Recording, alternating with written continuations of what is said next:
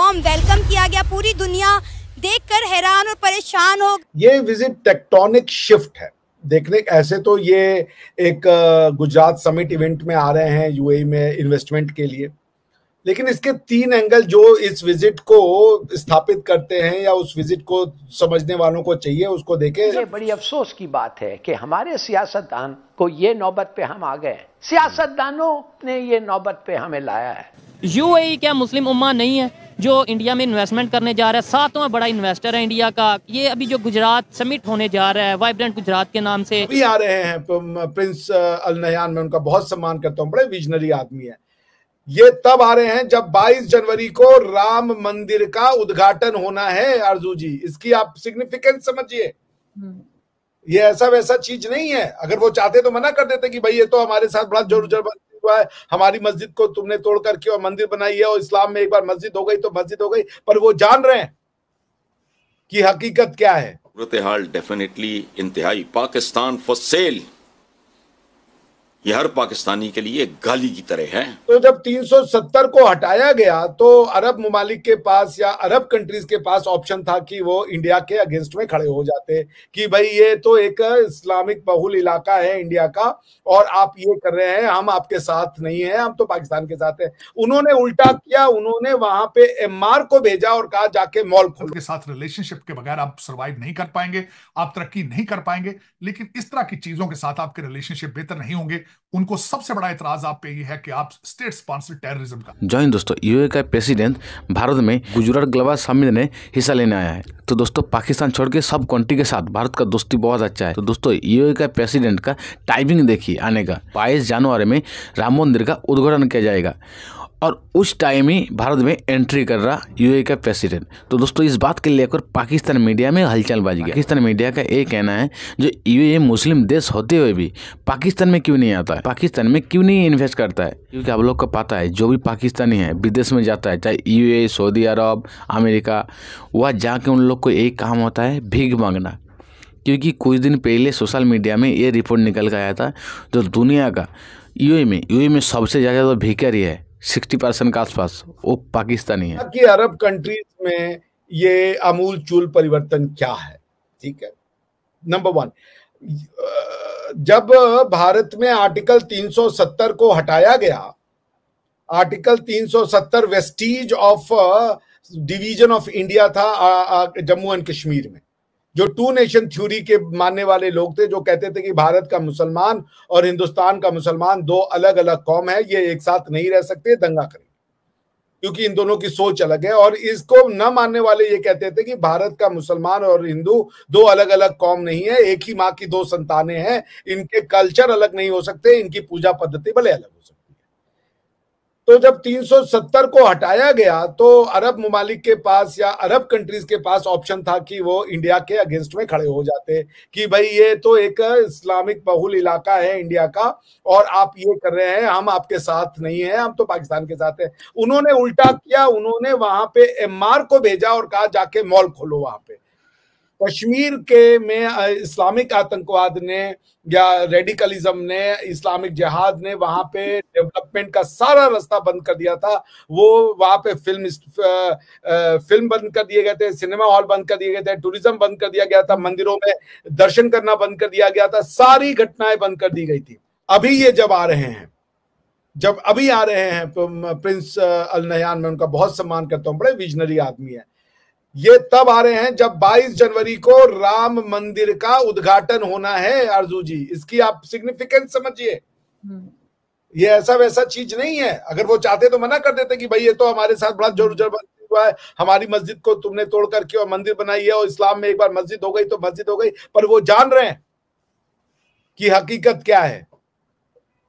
तो उन्होंने मोदी जी के, आप सोचिए मोदी जी का हाथ कितना मजबूत कर दिया उन्होंने आकर के। और ये रोड शो निकालना, आ भी जाते तो एक अलग है, रोड शो निकाल देना, क्योंकि आज की डेट में मोदी को लोग कहते हैं ये कट्टरवादी हिंदुत्व का फेस है। ये बहुत बड़ी चीज की है, जो इसीलिए मैं कहता हूं पाकिस्तान का मुसलमान भले हिंदुओं से नफरत करता हो, मगर अरब के मुसलमान हिंदुओं से नफरत नहीं करते। और प्रिंस अल नहयान और प्राइम मिनिस्टर मोदी की दोस्ती ये इस बात का सबसे बड़ा प्रमाण है। और जो लोग ये कहते हैं कि मोदी का यार है वो गद्दार है, वो गद्दार है, वो ये बताएं कि क्या prince Al Nahyan Islamic world के गद्दार है या प्रिंस अल नहयान अपने देश के गद्दार है? क्योंकि वो तो ताल ठोक के कह रहे हैं हम तो मोदी के यार हैं। बात है कि गुजरात स्टेट के अंदर जो है एक समिट, जो कि छोटा सा समिट है, उसके लिए उन्होंने जो है MBZ को जी इनवाइट कर लिया है। और ये उनकी सॉफ्ट डिप्लोमेसी, सॉफ्ट पावर भी है। ऐसे तो नहीं कहते कि वो आजकल जो है दुनिया के सबसे मोस्ट इन्फ्लुएंस लीडर के तौर पर माने जा रहे हैं। लेकिन अगर हम बात करें UAE और पाकिस्तान के रिलेशनशिप की, तो ये बहुत ज़्यादा कमज़ोर होते दिखाई दे रहे हैं। ना तो वो यहाँ पर आते हैं और ना ही पिछले 5 सालों में कोई बड़ी इन्वेस्टमेंट का पाकिस्तान के लिए ऐलान किया गया है। सबसे पहले ये जो दुनिया की जो सियासत है, ये दुनिया की जो इन्वेस्टमेंट है इंडिया की तरफ जा रही है, इसकी वजूहात क्या और हमें लोग बाइकआउट क्यों कर रहे हैं? मैं बाइकआउट इसीलिए कर रहे हैं, सबसे मेन पॉइंट जो नंबर 1 पे है वो क्यों हमने यानी कंट्रीज़ का क्या देना है, कर्जा देना है जी, सब बिल्कुल ऐसी है। अमेरिका का देना है, दुबई का देना है, सऊदीया का देना है, जितनी भी कंट्रीज़ हैं हमने उनका क्या देना है, कर्जा देना है। आपने भी देना है, मैंने भी देना है, एवरी पर्सन ने करना है। हर पाकिस्तान ने जो छोटा सारा बच्चा पैदा भी हो रहा है, न्यू बॉर्न बेबी, उसने भी पे करना है। ठीक है, जितने भी प्रेसिडेंट हैं एवरी कंट्रीज़ के, वो इसलिए पाकिस्तान आने में डरते हैं। एक तो यहाँ पे क्या होते हैं, ब्लास्ट बहुत ज़्यादा, सिक्योरिटी नहीं है। हमारी जो पुलिस है, पंजाब पुलिस है, एवरीथिंग वट एवर एक्सेट्रा कुछ भी है, वो क्या है, सिंसियर नहीं है। किसके साथ? पाकिस्तान के साथ सिंसियर नहीं है। अब ये जैसे आपके सामने दिसंबर में आके बिल्कुल सारे उड़ जाते हैं पुलिस वाले, चलान हो रहे हैं। मैंने खुद पे किए हैं 2-2 हज़ार रुपये के चलान, 2100 रुपये के, और उससे पहले कितने 200-200 रुपये के चलान, 400-400 के। बस क्यों 12वें महीने में आके क्यों सारे उड़ जाते हैं? क्यों उड़ जाते हैं ना? जब एंड होता है बहुत ज़्यादा बर्डन डाल जाते हैं, फाइन करते हैं आवाम के ऊपर, गरीब बंदों के ऊपर पे। अब जो मिडिल क्लास है वो तो चलो अफोर्ड कर लेगा, और जो हाई लेवल पे है वो भी कर लेगा इजीली। आप देखें कि एक टाइम था कि जब मुस्लिम कंट्रीज हिंदुस्तान के साथ ताल्लुकात नहीं रखती थी, ऐसे ही था, सब पाकिस्तान के साथ थे। आज सारा का सारा इस्लामिक दुनिया तो इंडिया के साथ खड़ा और पाकिस्तान तो अकेला है। हम इन चीज़ों को अपनी मीडिया पे क्यों डिस्कस नहीं करें कि आखिर हम क्यों इस दौड़ में पीछे रह रहे हैं? कोई ना हमें मिला रहा है अपने साथ, ना कोई पैसा हमारे मुल्क में ला रहा है, और ना ही कोई बाहर का जहाज़ हमारे मुल्क आ रहा है। क्यों? क्योंकि पहला ही हमारा उनके साथ जो पहले कॉन्ट्रैक्ट हुए हैं वो ही उन्हें हमें पे ही नहीं किए। वो देन कैसे ट्रस्ट करें आपके ऊपर, कैसे पाकिस्तान के ऊपर ट्रस्ट करें? इसलिए पाकिस्तान अकेला हो गया, इसलिए पाकिस्तान से दुबई भी पीछे हट रहा है, सऊदीया भी पीछे हट रहा है, अमेरिका तो बहुत ही पीछे है ना, लास्ट पे है। और अब हर बंदा पाकिस्तान में क्या कर रहा है जी, डॉलर अर्न करूँ, फ्रीलांसिंग करूँ, मोबिलिटी करूँ, कैंपेन्स करूँ, व्हाटएवर। यार अंग्रेज़ों को तुम पागल बना रहे हो।